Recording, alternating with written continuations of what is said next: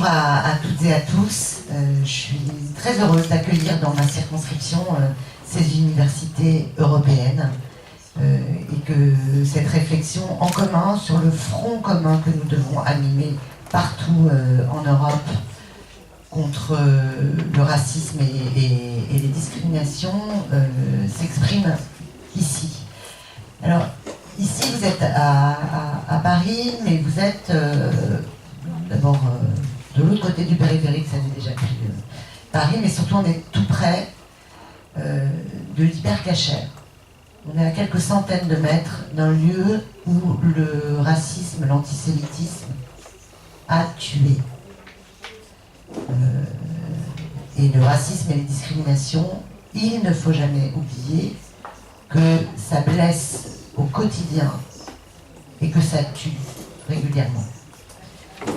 Et que quand on mène nos combats avec toute la chaleur et la passion qu'on met dans nos combats, il ne faut jamais perdre de vue que l'objectif ultime, c'est quand même d'éviter les morts et les blessés.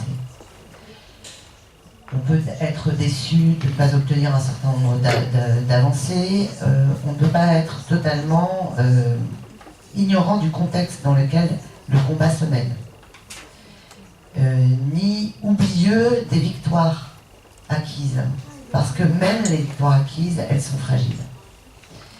Donc je voudrais, en vous souhaitant la bienvenue, vous dire qu'en 5 ans, et, enfin, les 5 ans ne sont pas encore tout à fait finis, mais en France, en matière de cadre légal, de loi, il y a eu quand même beaucoup d'avancées sur le front de l'égalité et sur le front des sanctions contre les discriminateurs.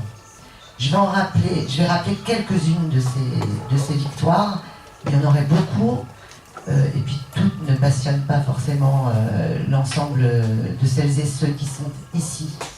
Mais quand même, quand les combats sont durs, c'est bien de pouvoir se rappeler que mener des combats de temps en temps, ça débouche sur des victoires.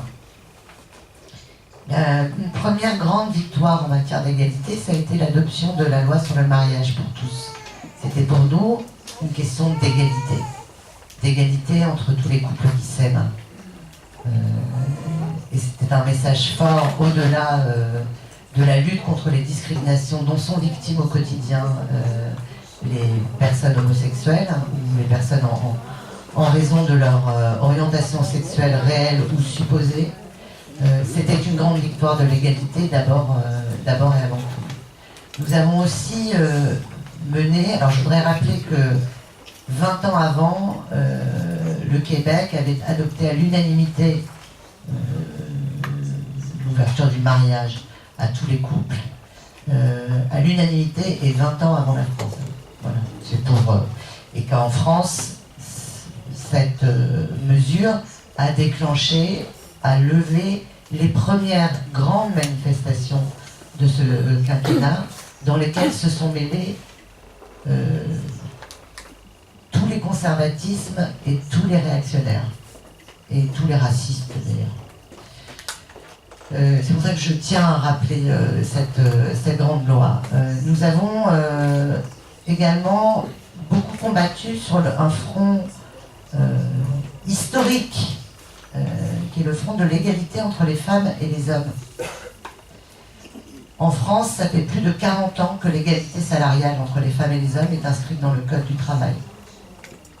Et au XXIe siècle en France, il y a encore 20 à 25% d'écart de salaire entre les femmes et les hommes.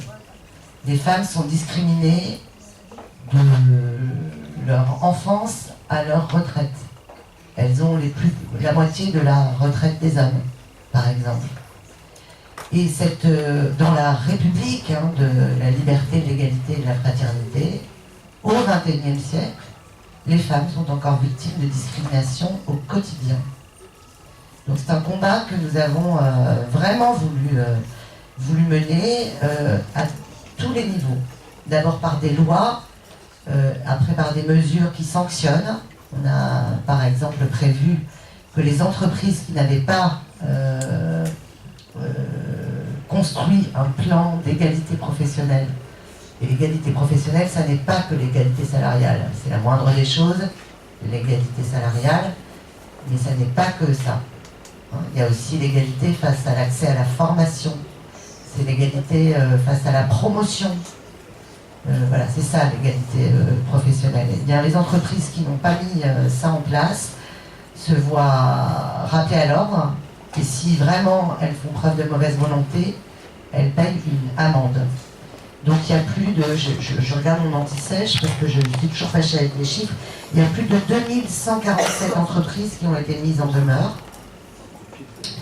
et il y en a 97 qui ont été financièrement sanctionnées. La sanction étant l'étape ultime, l'important c'est la prise de conscience de la nécessité absolue de traiter la question de l'égalité dans l'entreprise. Alors l'égalité femmes-hommes, mais tous les fronts de l'égalité. On a bien sûr voté beaucoup de choses en matière de lutte contre les violences et les stéréotypes sexistes. Vous savez, vous, dans vos combats associatifs, à quel point les stéréotypes sont le ferment dans lequel prospèrent les discriminations. Et donc lutter contre les stéréotypes racistes et sexistes, c'est extrêmement important. Je voudrais noter un échec. C'est que nous avions fait quelque chose qui démarrait à l'école par rappeler à tous nos petits-enfants, tous nos petits écoliers, qu'on a le droit aux mêmes rêves, aux mêmes aspirations, aux mêmes jeux, qu'on soit une fille ou qu'on soit un garçon. Ça s'appelait les ABCD de l'égalité. Ça a été très combattu par le camp réactionnaire et nous avons plié. Et une partie de la gauche considérait que ces combats étaient des combats de bobos. Bobo, ça veut dire bourgeois, bourgeois des villes. Hein. Des combats de luxueux. Eh bien non, les ABCD de l'égalité rappelaient aux enfants qu'ils ont le droit aux mêmes rêves, qu'ils soient garçons ou filles. Ça n'était pas un combat de bobo. Et c'est une des premières défaites hein, dans les années qui viennent de s'écouler, ça a été sur cette question-là. Et après, il y a eu des offensives dans la société qui n'ont cessé de mettre en cause l'égalité de droit et l'égalité de destin entre les filles et les garçons, et qui assignent aux filles des destins différents des destins assignés aux garçons. Dans les deux cas, c'est une violence faite aux filles comme aux garçons. Et parfois, voilà, quand on recule d'un pas, en fait, on recule de 10. Nous avons travaillé aussi sur la parentalité, pour rappeler que les pères, ils ont des droits de père, ils ont des droits en tant que salariés à pouvoir s'occuper de leur bébé qui naît. Et donc on a renforcé la protection des pères, on a renforcé la protection des mères, des femmes enceintes, des femmes revenant au travail après avoir donné naissance, mais on a aussi parlé des pères. Il ne faut jamais oublier de parler des pères, parce que l'égalité elle se construit aussi dans la sphère privée, dans une répartition extraordinairement sexuée des rôles parentaux et des rôles sociaux. Donc c'était très important pour nous. Je sais que ça ne fait pas partie des grandes pages de l'histoire du mouvement ouvrier, et pourtant, je vous assure que quand c'est Engels qui disait que la femme est la prolétaire de l'homme, il n'avait pas totalement tort. Samuel y a fait allusion, on est très fiers d'avoir voté les actions de groupe en matière de discrimination dans une belle loi qui s'appelle Justice du XXIe siècle et qui permet à des personnes victimes d'une même discrimination de faire front commun et de voir leur combat porté par une association ou un syndicat. Nous aurions eu besoin que cette classe action, que cette action de groupe existe pour aller plus vite dans le beau combat qu'a mené la Maison des Potes pour rendre justice aux Chibani de la SNCF qui ont été discriminés toute leur carrière durant par la préférence nationale, aussi incroyable que ça puisse paraître, qui existe toujours en France s'agissant d'entreprises publiques. Voilà. Donc à la SNCF, les cheminots qui ont travaillé 40 ans à la SNCF n'avaient pas les mêmes droits que d'autres cheminots qui avaient travaillé 40 ans à la SNCF, tout simplement parce qu'ils n'avaient pas la nationalité française, ils n'avaient pas eu tout de suite la nationalité française. Au Prud'homme, il y a eu une très belle victoire, mais c'est dommage qu'il ait fallu mener ce combat de manière si isolée, d'une certaine manière. Et demain, les discriminés pourront s'appuyer sur cette action de groupe pour être mieux défendus et ne pas être seuls à se débattre et être conduits parfois à renoncer, faute de moyens, faute de force, faute d'énergie.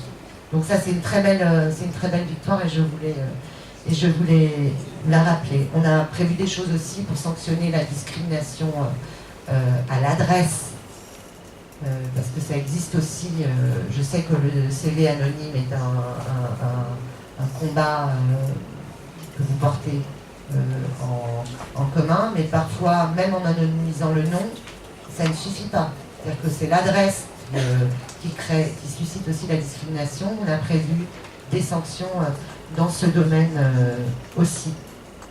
Et puis on a travaillé beaucoup aussi à combattre la ségrégation urbaine ou la ségrégation rurale d'ailleurs, parce que les zones rurales, elles peuvent aussi comprendre des poches de pauvreté et de relégation. Mais on veut aussi combattre les ghettos de riches. Parce qu'on parle beaucoup des quartiers et des ghettos de pauvres, mais je vous assure qu'il y a dans nos sociétés des ghettos de riches et des paroles blessantes, violentes de la part des défenseurs de ces ghettos de riches qui ont longtemps été non sanctionnés. Et je pense en particulier à la parole publique, à la parole dans les médias.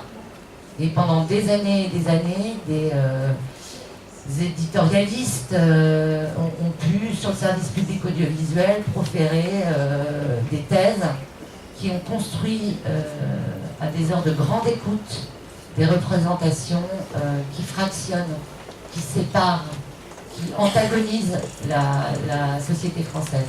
C'est pour ça que je veux qu'on parle aussi des ghettos de riches et de ce que nous avons fait et prévu et voté, non seulement pour lutter contre la ségrégation urbaine au sens où on l'entend traditionnellement, mais aussi pour assurer la solidarité et la participation de tous à la mixité urbaine, à la mixité sociale. On a prévu aussi beaucoup de choses en matière de diversité des profils et d'amélioration de l'accès de toutes et tous à la fonction publique, parce que le recrutement de la fonction publique, et en particulier dans la haute fonction publique, est incroyablement endogène, et on est vraiment, plus vous progressez dans la hiérarchie de la fonction publique, de la justice, plus c'est extraordinairement homogène. Donc là aussi, il y a des mesures qui ont été prises, non seulement en matière de parité, et il y a encore du travail, puisque je crois que même le comité scientifique de la DILCRA comprend moins d'un tiers de femmes. Donc voilà, toujours progresser, mais en matière de diversité des origines et de diversité sociale, la haute fonction publique, et toute la fonction publique d'ailleurs, a encore des progrès à faire, et nous avons prévu des mesures dans ce domaine, en particulier dans la loi qui est actuellement débattue, qui s'appelle Égalité et Citoyenneté.